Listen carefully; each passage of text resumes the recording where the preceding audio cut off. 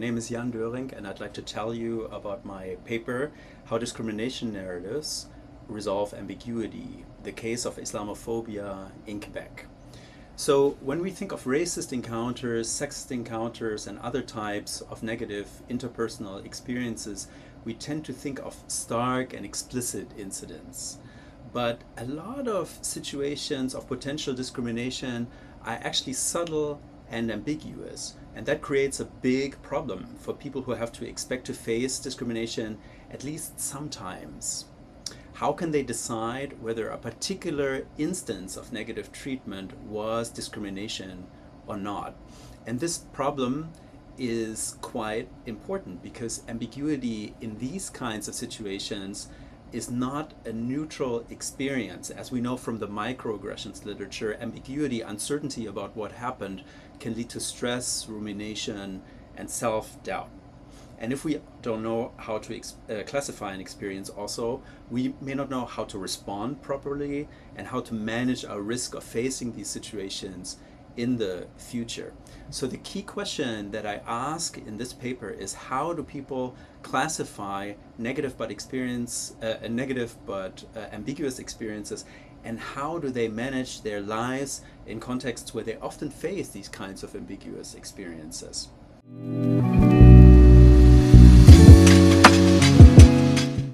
So the paper's main argument is that people rely on what I call discrimination narratives in order to manage ambiguity. Discrimination narratives are stories that are shared within communities and that provide information about discrimination. Who are typical perpetrators and what do they look like? What do they behave like? How do we recognize them? When does discrimination happen primarily? Where does it happen primarily? And so on. It provides information about typical patterns of discrimination. An example of this would be the material that's often communicated during what's called the talk in the Black community. With the talk, parents pass on racial knowledge to their children so that they know how to recognize racially dangerous situations and how to manage situations, how to behave in situations where they encounter this treatment. Discrimination narratives give people tools. They give people a mental framework to live in a world of ambiguity. They can use these narratives to fill in gaps, to make imputations, and classify their experience, even if these experiences are ambiguous.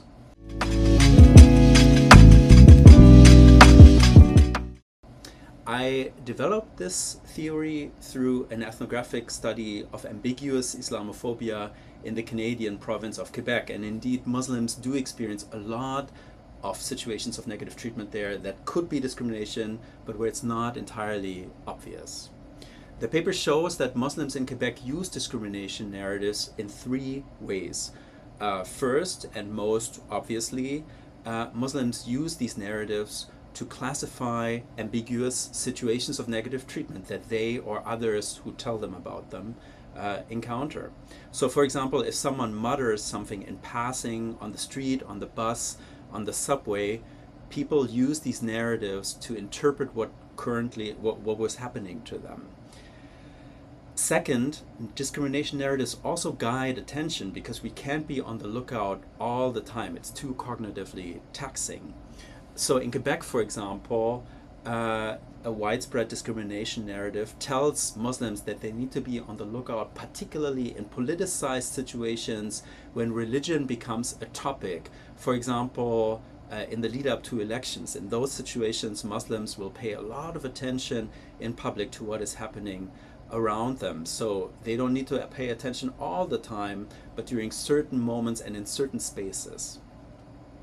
The third thing is that discrimination narratives shape behavior based on the classifications that they provide. For example, in the paper I show that Muslim women recognize that when they travel to particular spaces at particular times, they keep a low profile and they might even take off their headscarves to avoid facing discrimination. Of course, adjustments could look quite differently, but they guide interpretation and behavior in those particular cases.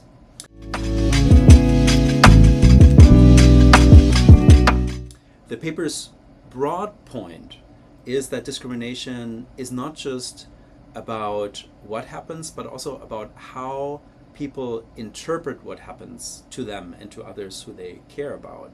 And those interpretations are not necessarily only individual accomplishments, they're social accomplishments that are guided through stories and interpretive frames that people circulate in communities through shared narratives.